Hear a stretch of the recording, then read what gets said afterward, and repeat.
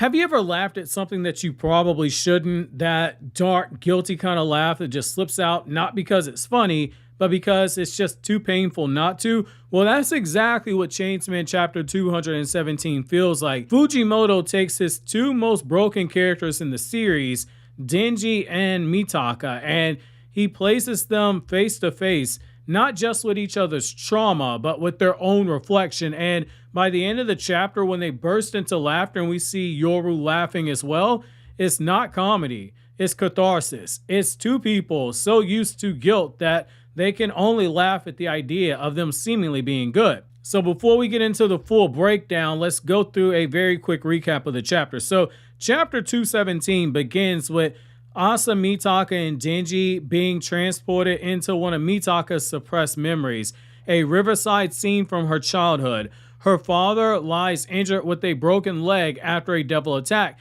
and her mother tells a young Mitaka, go run for help. Mitaka, she trips along the way, but by the time she returns, her father is dead. That's when the real horror truly unfolds. A young Mitaka notices blood on the rock near her father's head and realizes mommy crushed daddy's skull while she was gone. She knew my mom killed my dad. Kind of messed up, right? So later on that night, Mitaka's mother justifies what happened by explaining that his death as a devil victim, it meant that they would get far more money from an insurance company than if he were to live and only had lost a leg. Basically, that insurance check would be a lot bigger, so she committed insurance fraud. It will be enough for them to start a new life, have new beginnings, and even pay for Mitaka's education.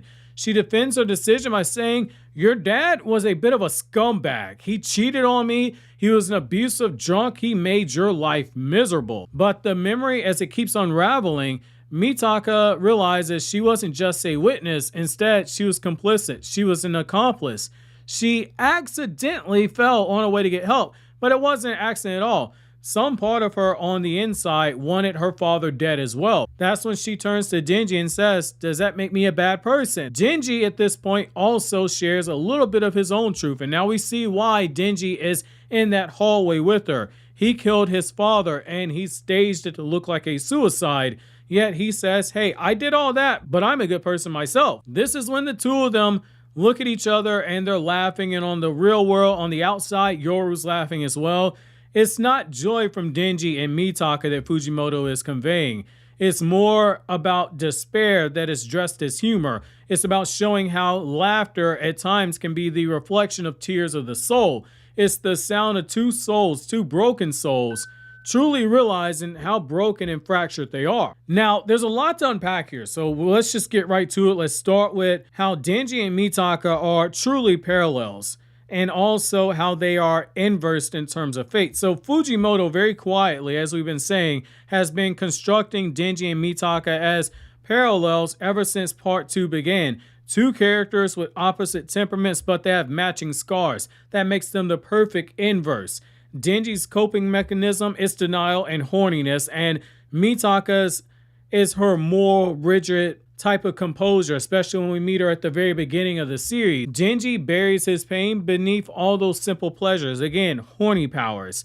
Mitaka tries to bury guilt beneath rules and control and moral justification. That is why we saw her so uptight, like she had a stick up her butt early on in the series. And just as Denji once repressed the truth of killing his father to survive, Mitaka suppressed the truth in the memory of her mother's betrayal and her own complicity in it. Chapter 217 is the moment where both of their masks, Denji and Mitaka, they finally begin to crack. Denji finds peace through brutal honesty. He's like, I've done some very terrible things in the past, but he says, I'm still a good person. Mitaka, on the other hand, she is now forced to confront that maybe she's not the pure, rational person that she believes herself to be. But in this shared confession, they finally see each other for what they are, survivors. They're not heroes. They're not devils. They're just two human beings trying to make sense of the damage that neither of them asked for. And it's that shared understanding, the acknowledgement that they're both bad people who still crave goodness, is what makes them the perfect mirrors, and maybe potentially perfect for each other should Mitaka survive part 2. By asking, am I a good person? It's really Fujimoto bringing in the subjectivity of morality. What you call good and what I call good, they're two different definitions. When Mitaka asks Denji if she's bad and Denji replies that he's still good despite having killed his father, Fujimoto drives a stake through the heart of what you see with shonen morality. When you read Naruto, you see some morally great characters, the same with My Hero Academia and Black Clover, but when you look at their main characters, those are series where good is good, bad is bad when you look at it as the main character. You know that they have a very strong moral compass. Like, different characters that they interact with will challenge that moral compass, but when you look at Deku, when you look at Asta, when you look at Naruto, they're very much characters that know right is right and wrong is wrong. Deku and Naruto and Asta, to different degrees, have flirted with the gray area, but they are very much the embodiment of what we as human beings should aspire to. And that's typically what shonen tried to do. Chainsaw Man refuses to play by the binary rules of good and evil that befall so many shonen series. It's more so walking the tightrope that Attack on Titan did. Attack on Titan was a technical shonen, but it pushed the envelope. Chainsaw Man is not about righteous heroes versus wicked villains. It's about the messy grayness of the human experience and the human condition itself. Denji didn't kill his father because he wanted to. He did it to survive abuse. Mitaka didn't want to lose her father, but subconsciously, she wanted freedom from a man who had hurt her and her mother. Both are victims of circumstance who've internalized guilt for actions that are born out of desperation. Fujimoto's message is very clear. It's something that we as readers should take away from, which is that morality is not objective. Good and bad are shaped by the pain that we carry and the choices that we are forced to make and the choices that we are forced to live with. Denji's insistence that he's still a good person, it isn't arrogance, it's rebellion against a world that would rather label survivors as monsters than to try to understand them. He's touching on the concept that there's a tragedy of misplaced guilt. Denji and Mitaka's laughter is not a sign of acceptance. It's emotional exhaustion. It's the laughter that replaces tears when someone has cried for far too long, whether out in the public or just internally. They aren't amused, they're broken. To them, killing is something that feels almost like justice when you look at how they're being presented here. It's a cruel way to balance the moral scales that they convinced themselves they tipped long ago. But the cruel truth of this, and the one that Fujimoto wants us to see as readers, is that neither of them has ever had what we would call true agency. Denji was a boy trying to survive a father who saw him as a debt, and Denji had to live with the sins of his father after he died. Mitaka was a girl trying to navigate a home that was poisoned by infidelity and violence. Both grew up thinking they had to atone for surviving their parents' sins.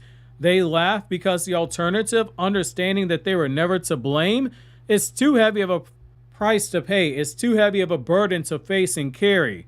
And at the end of the day, both of them, they're still children. Children should not have to go through what they experience. As somebody that's a survivor of trauma myself, I understand all too well what facing something like that can do to a person's psyche. Mitaka's father issues and Denji's inherited sins, that's what makes them the perfect inverse in a way when you look at it. Mitaka's past, it doesn't just explain her trauma, it contextualizes what we could argue at times was a distrust of people and authority, her constant need for control like we see when she tried to plan every single aspect of her date with Denji in the aquarium, and her instinct at times to isolate. It all goes back to her father's betrayal, the shattered concept of her safety at an early age. An unfaithful, abusive father taught her that love might be conditional and that trust could lead to pain. That is why we saw her at times yearning for love and connections, but also build walls and have these moral codes and also have these distances. Mitaka was a walking red flag to a degree. Now we know why. And that's where her connection to Denji truly deepens. Denji too was defined by his father's failures. When Chainsaw Man first began, Denji wasn't living his own life. He was repaying his father's debt to the Yakuza. He was literally paying for the sins of his father, even selling some of his organs. His suffering began because of the man who was supposed to protect him. Both children inherit not love, but instead they inherit consequence. Both live in worlds built from their parents' destruction, and both spend their lives mistaking that inherited pain for personal guilt. Fujimoto uses this mirroring to show that trauma, it can and it is generational. Denji and Mitaka, they aren't evil. They're products of parents who failed them, and a world that punishes the wounded for their bleeding. That's what Fujimoto's trying to present here, in my opinion. Their connection is more than romantic. It's also tragic. They see in each other right now the same curse, to bear the sins of those who came before them and still somehow believe they're not allowed to be good, which is why they have to laugh to get through the pain. That is the human gray area of the human experience.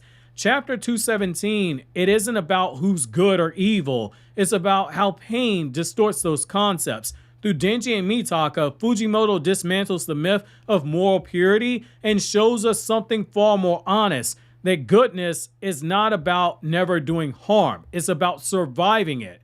When Denji laughs and Mitaka joins him, they aren't laughing at morality. They're laughing at the absurdity that people like them, abused, broken, and burdened, could be considered to be good. And to a degree, they are good people, but they are very flawed people. They are jaded, and that's what makes Yoru laughing on the outside so heartbreaking, because Yoru damn sure is not a good person. What Fujimoto is telling us is that in Chainsaw Man, a good person isn't about being spotless.